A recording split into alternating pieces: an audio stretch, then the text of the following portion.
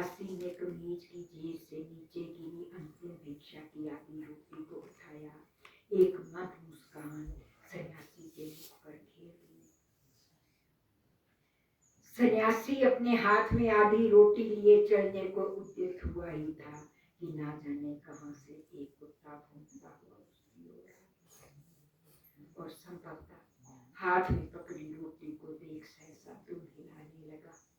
सन्यासी ने उसे पुचकारा तो उसका भौंकना बंद हो गया और अपनी दुम हिलाता हुआ उसके पास आकर खड़ा हो गया। अर्धनग्न सन्यासी मुस्कुराते हुए बोला, आइए प्रभु, भिक्षा की आधी रोटी है, बांट कर खा लेते हैं।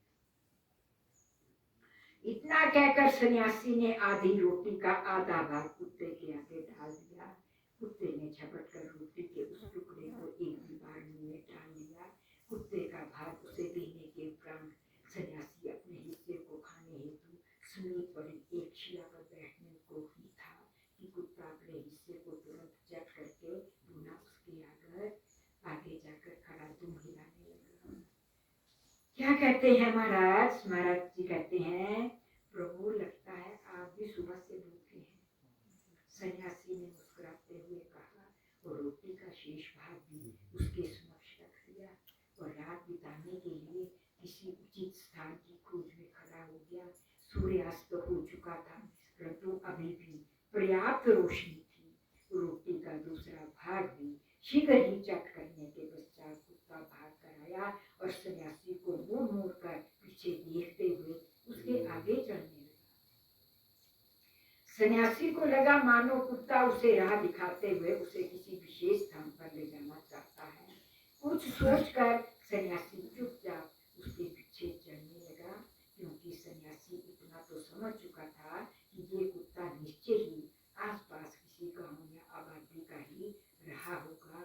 शायद शव यात्रा में किसी के साथ यहाँ तक आया हो। थोड़ी देर चलने पर किसी गांव के चिन्ह दिखाई दिए। उसके बाहरी सीमा पर साधारण छोटा सा मंदिर दिखाई दिया। कुत्ते ने पीछे मुड़कर सन्यासी को देखा और मंदिर के बाहर रखे बांस के नीचे से होकर मंदिर के अंदर चला गया।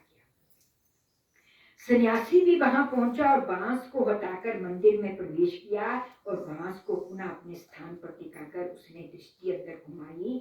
दाहिनी ओर ऊंचे चबूतरे पर एक छत के नीचे भगवान कृष्ण की मूर्ति स्थापित थी। बाईं ओर एक कोने में एक कमरा बना हुआ था। कमरे के बाहर एक छप्पड़ के नीचे चूल्हा जल रहा था और एक पुरुष आकृति खाना बनाती दिखाई दी। सन्यासी उसी ओर आ गया। एक अर्धनग्न सन्यासी को वह देखते ही वह पुरुष उठकर खड़ा हो गया। कहिए स्वामी जी, मैं आपकी क्या सेवा कर सकता हूँ? ठाकुर जी के इस छोटे से मंदिर का सेवक मैं ही हूँ। कहिए। मंदिर के पुजारी ने स्वयं ही अपना परिचय देते हुए पूछा। समय हो गया है, अगर महाराज जी की आज्ञा हुई तो कहीं और सुनाने को देंगे हमें। बोलिए मेरे सतगुरुदेव महाराज की जय।